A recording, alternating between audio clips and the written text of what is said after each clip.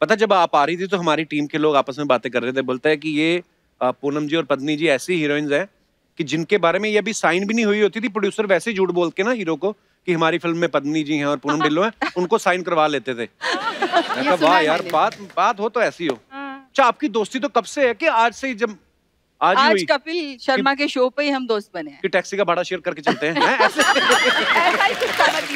नहीं, आप सुपरस्टार हैं अपनी अपनी टैक्सी में। अब अपनी टैक्सी में कह रहा हूँ, आप अपनी अपनी कार में ही। लेकिन क्या है, हमारे आदमी तो अपने बड़ों से सीखता है ना। तो हमारी अर्चना जी कभी कभी ऐसा करती हैं। क्या करती हूँ मैं? ये ऑटो में आती है ना तो उसको आधा भाड़ा देती हैं। क्यों?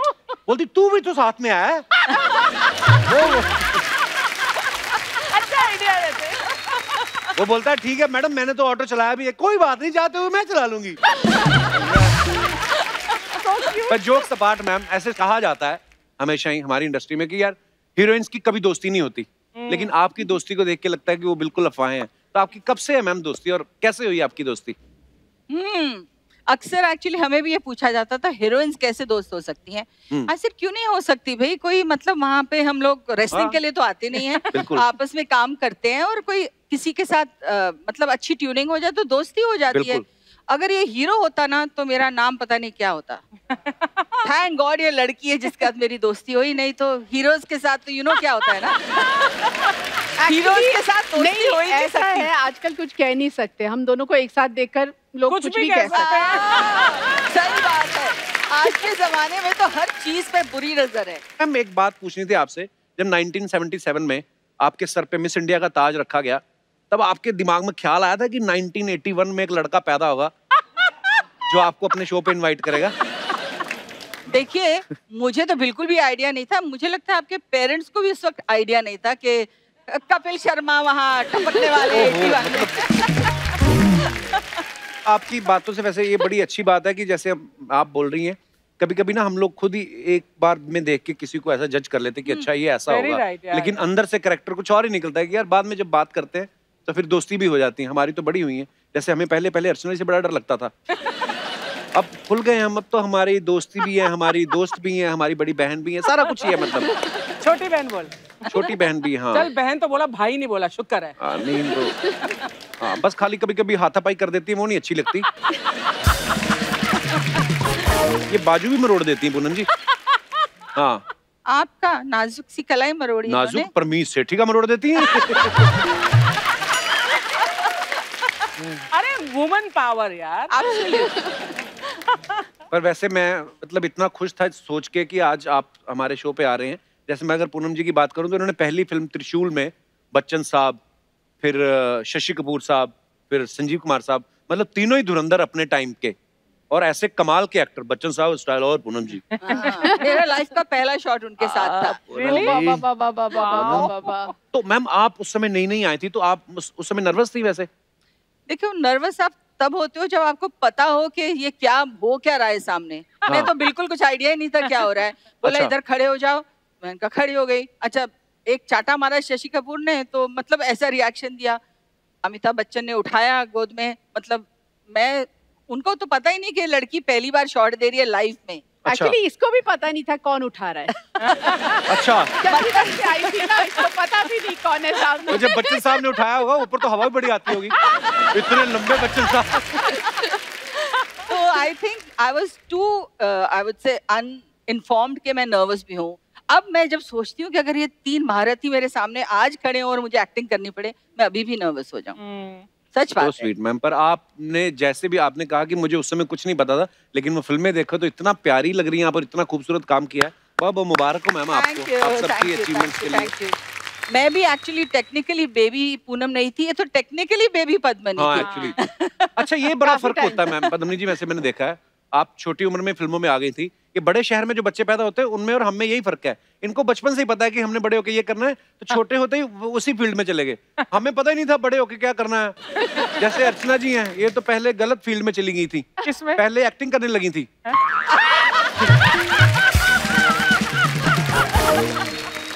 फिर किसी ने बताया कि बैठे बैठे भी कमाई हो सकती है। क्या अच्छी बात है, वाह वाह। पद्मिनी जी, जब आप बच्चे के तौर पे जाती थी, आप you know as a child artist काम करती थी, तो प्रोड्यूसर आपको पेमेंट देता था कि खाली पेस्ट्री खिला के भेज देता था कि बेटे खाओ ये? नहीं नहीं, पेमेंट मिलती थी। मेरे माता पिता जो थे, वो तो नहीं बच्चे थे ना। उस वक्त तो एक्चुअली दौर ही अलग था। तो बड़े बड़े जितने भी स्टार्स होते थे तो उनके सामने जाकर हम यूं ही हंसते खेलते थे और मस्ती में थे, बिकॉज बच्चे बहुत साथ थे। अभी जैसे ड्रीम गर्ल फिल्म की मैंने, उसमें काफी बच्चे थे साथ में। बट ऑफ कोर्स सत्यम शिवम सुंदरम और इश्क इश्क इश्क के बाद तो देव अंकल, राज साहब, उनके साथ तो बहुत बहुत बहुत कुछ सीखा मैंने। वाह। पूनम जी, आप वैसे शुरू से हीरोइन बनना चाहती थी? बिल्कुल नहीं, मैं तो मतलब कैसे गलती से आ गई। कैसे मतलब? और सोचा था कि मैं मतलब पढ़ाई करूंगी, कुछ लाइफ में एग्जाम देने का बहुत शौक था। अच्छा जी। तो मेरे बच्चे मुझे अभी बोलते हैं मॉम यू आर वियर्ड कि किसको पढ़ाई और एग्जाम्स का शौक हो सकता है, but I used to love my studies. और मैंने जब फिल्मों में आई तो एक छुट्टियों में एक छोटी सी फिल्म सोचा कर लूंगी। छोटी सी फिल्म मतलब त्रिशूल थी वो। उसके बाद मैंने वापस गई और +2 के एग्जाम के लिए आई मीन कॉलेज में एडमिशन ली, फिर नूरी आ गई। वाह। और नूरी आने के बाद फिर से मैंने ना बोला मुझे नहीं करना, फिल्मों में काम चेहरे पे नूर आ गया था, पता नूरी देख के। और मुझे शशि जी, शशि अंकल जिसे हम कहते थे, हमेशा छेड़ते थे, अच्छा मुझे फिल्मों में काम नहीं करना बोल के गई थी, because he offered me the first film which I was to do. तो मैंने बोला नहीं, मुझे फिल्मों में काम नहीं करना है। बोले आ गए ना ब्लाइंड पे, यू नो हाउ शशि जी बहुत चार्मिंगली बोलते थे। तो ऐसा हुआ मेरे साथ। आई थिंक डेस्टिनी लेके आई मुझे। क्या बात। हाँ बिल्कुल। एक्चुअली पूनम जी के बच्चे ना नॉर्मल है, वो सोचते ना कि पढ़ाई से क्या होगा। मतलब मुझे एक्चुअली मैं उस ब्रैकेट में आती हूँ। हाँ, किसी ने बताया, कहते पद्मी जी आप जब 7-8 साल की उम्र में फिल्मों में आ गई थी तो आपको फिल्मों में काम करना ज्यादा अच्छा लगता था कि स्कूल में मन नहीं लगता था? उस हिसाब से नहीं, किसका मन लगेगा आप मुझे बताइए। आप आते हो सेट पर, आपको चॉकलेट्स मिलती है, आपको बड़े बड़े स्टार्स के साथ काम करना मिलता है, और पढ़ाई तो है ही नहीं, तो फिर बस। एक्चुअली हाँ, मजे की बात है जिसमें मजा आ रहा हो। पर जब आप मैम इतने बड़े बड़े स्टार्स के साथ काम करके इतनी पॉपुलर हो गई, फिर जब आप स्कूल जाती थी तो नॉर्मल बच्चों के साथ बैठती थी कि टीचर की कुर्सी पे? मतलब वो स्पेशल ट्रीटमेंट तो मिलता ही होगा।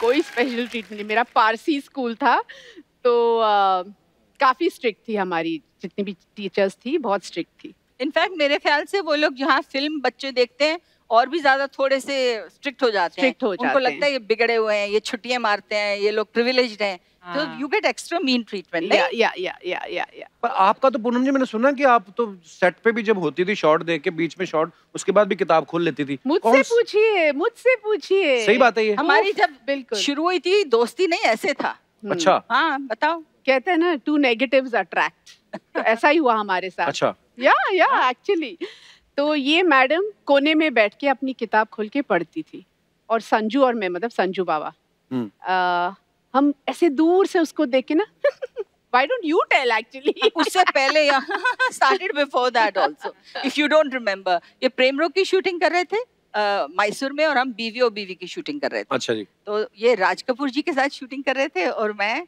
राहुल रवेल के साथ। अच्छा जी। तो यूनिट साथ में सेम, दोनों राज कपूर फिल्म्स थी। So she had this habit of giggling at everything. तो जब भी आती थी अपनी हेयर ड्रेसर के साथ मिलके अभी भी करती हूँ। नहीं दूसरे को देख के तो I used to say what is mean and rude girl. See when you yourself are 17, 18, 19 years old, तो आपको वही फीलिंग आती है ना। Right. अब तो मैं समझ गई हूँ। इसको एक्चुअली अट्रैक्ट करने का यही एक तरीका था। नहीं तो आदमी कोई किसी की तरफ देख के हंसते ना तो आदमी अपने कपड़े चेक करने लगता है कि मैंने कुछ गलत तो नहीं पहना हुआ। तो हमें किसी ने ऐसे ही बता दिया, कहते हैं एक्चुअली पूनम जी ना सेट पे इसलिए पढ़ती रहती थी, उन्होंने अपनी सारी फीस एडवांस में भर दी थी, तो मजबूरी में पढ़ना पड़ रहा था। लेकिन पूनम, अगर तुम फिल्म इंडस्ट्री में आना कभी चाहती ही नहीं थी, इरादा ही नहीं था, तो फिल्म इंडस्ट्री वालों की नजर में कैसे आई? I mean Shashi Kapoor offered you film. Actually Yash Chopra ji की नजर में आई। उन्होंने कहीं पे रैंडम तस्वीर देखी मेरी, and you know a man of his calibre, एक नजर देख के उनको लगा, और कहाँ से ढूंढ के निकाला? चंडीगढ़ से। मैं बॉम्बे में भी नहीं रहती थी, तो लिटरली इन्वेस्टिगेशन CID सब किया उन्होंने कि कहाँ पे रहती है, पेरेंट्स कौन है, तो वैसे करते करते मुझे खोज निकाला। वाह। तो इट वाज इंटरेस्टिंग। या वाह। अच्छा, कभी कभी ना हम किसी ऐसी सिचुएशन में फंसे हो ना जहाँ पे हमें बोला गया हो कि हंसना नहीं है, वहां पे ना बहुत हंसी आती है। और मैंने सुना है पद्मिनी मैम की ना हंसी बड़ी कच्ची है। तो मैम कभी ऐसा हुआ कि ऐसी सिचुएशन में जहाँ आपको हंसी आ गई हो, फिर बाद में आप एम्बैरेस हुई कि नहीं यार मुझे हंसना नहीं चाहिए था, कभी हुआ आपके साथ ऐसा? इन्हीं के सामने हुआ होगा। नहीं, पर ये जो हम फिल्म कर रहे थे, एक संजय दत्त और ये और मैं, हम 3 थे, और संजू भी इतना बदमाश है, वो तो आप सब जानते हैं, दुनिया जानती है संजय दत्त कितना नॉटी बॉय है। तो ये दोनों मिलके, आई थिंक आपने पहले कोई फिल्म की थी साथ में, how were you all friends? मैं 3-4 फिल्में कर चुकी हूँ और मैं I used to feel very alien के दोनों गैंग अप जो हो जाता है ना, 2 जन एक दूसरे के साथ और तीसरे, so that's how they used to be mean to me at that time. Then my poor ये बड़ी little स्नॉब थी एक्चुअली, बड़ी स्नॉब थी। मैं तो सोच रही हूँ तुम दोनों की बातें सुनकर कि कमाल है, तुम दोस्त हो, वो मीन थी, वो स्नॉब थी, ये सब ही हो रहा है। इसके ऊपर तालियां, तालियां। पत्नी मैम, आपके बारे में सुना है कि आप जिनके साथ भी काम करती थी, चाहे देव साहब हो, चाहे राज कपूर साहब हो, आप उनकी नकल बड़ी अच्छी उतार लेती थी। बिल्कुल। एक्चुअली क्या है, मैं काका जी की बहुत बड़ी फैन थी। राजेश खन्ना साहब। राजेश खन्ना साहब की, और उनके जितने भी गाने थे मैं एक्चुअली रिकॉर्ड उनका लगा के डांस करती थी। फिर देव अंकल की फैन बनी, फिर उनको मैं कॉपी करती थी, फिर शशि अंकल की फैन बनी, तो उनको मैं कॉपी करती करती शायद वो मेरा एक ट्रेनिंग था एज एन एक्टर। मैम थोड़ा सा हो जाए आज देव साहब का, कुछ ऐसे मजा आ जाएगा मैम। नहीं नहीं नहीं नहीं, उसके लिए आपको मुझे नहीं, वो जैकी को बुलाना पड़ेगा। किनको? जग्गू को। वो तो सीधा खड़े खड़े ही देव साहब लगते हैं, इतने बड़े फैन हैं देव साहब। पद्मिनी, जो तुम कह रही थी ना कि जब बचपन में तुम काका जी के गानों पर उनकी एक्टिंग किया करती थी, वो बात मेरे मन से हट नहीं रही, तो 2 मिनट हो जाए। अरे कहाँ फंसा रही है, वो तो बचपन में किया था उनके। जस्ट इमेजिन छोटी सी Padmini and putting Kaka ji songs and dancing, so cute. और आज आप दोनों को देखने के लिए एम्स से यहाँ पे सीनियर सर्जन आए हुए हैं। मैं अपने दर्शकों को ये पता ही है वैसे कि बॉलीवुड में जो वैनिटी वैन का कॉन्सेप्ट जो था वो पूनम जी लेके आई थी, और एक हमारी अर्चना जी हैं जो यहाँ पे खड़ी वैनिटी को भी घर ले जाती हैं। एक्चुअली घर पे नहीं ना जाती बिकॉज कोविड, अब क्या करती है, लेकिन मैंने कहा अगर आपको वैनिटी में सोना है तो यहीं पे सो जाया करो। बोलती नहीं, मुझे परमीत का भी तो ध्यान रखना कहीं बाहर ना जाए वो। तो अपने घर के बाहर खड़ी कर लेती वैन। पर उस दिन ज्यादा हो गया अर्चना जी। क्या किया मैंने? जब आपने बोला कि अगर वैनिटी भी मैं चला लूं तो क्या ये 2000 भी मुझे मिलेगा, बहुत ज्यादा था।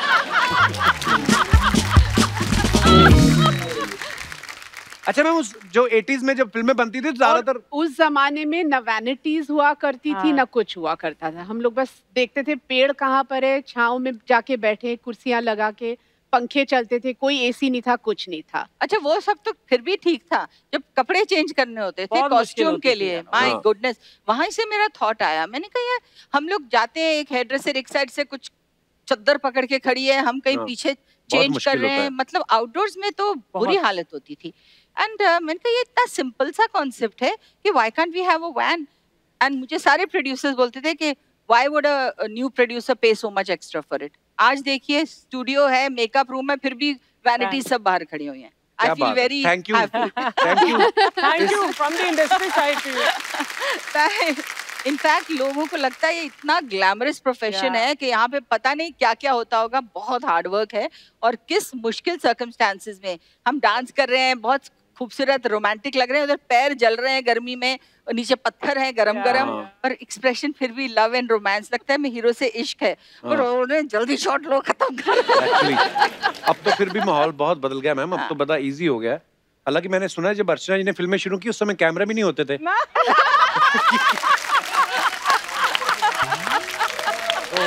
यार ये तो बहुत बड़ा कॉम्प्लीमेंट है। अगर मैं 200-250 साल की हूँ तो कमाल है, मैं तब से अब तक चली आ रही हूँ।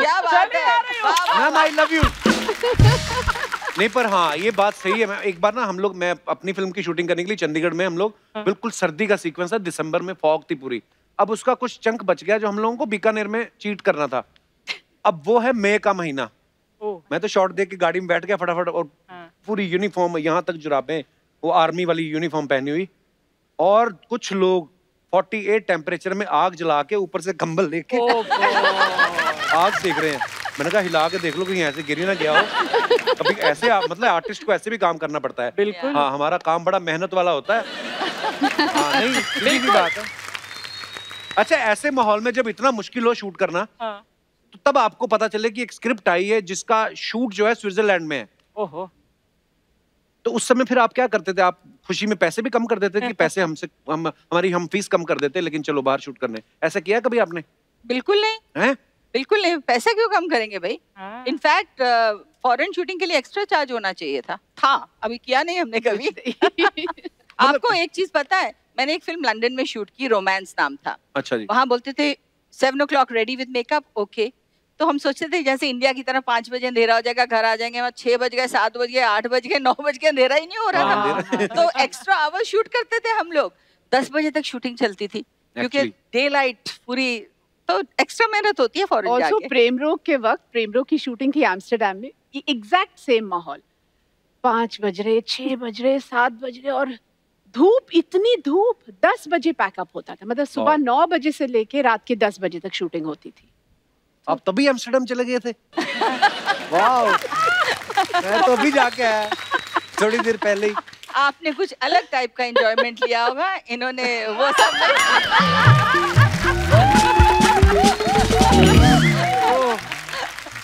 पत्नी जी, एक सवाल अर्चना जी का है, कहती है कि आपके हस्बैंड जो हैं वो प्रोड्यूसर टूटू शर्मा जी हैं, तो आपकी कभी टूटू जी के साथ टूटू मैम हुई है?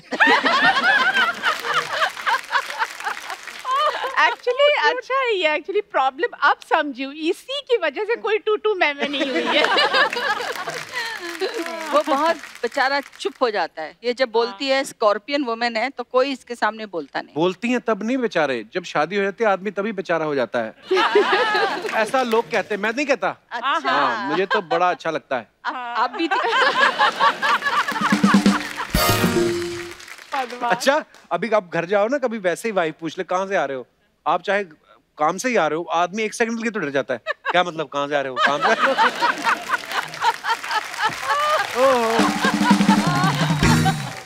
आपके शो पे में ना मैं अलग एक कैमरा रखना चाहती हूँ, आपके सारे एक्सप्रेशंस मैं कैच करना चाहती हूँ, मतलब कमाल के एक्सप्रेशंस हैं आपके। ओहो, थैंक यू।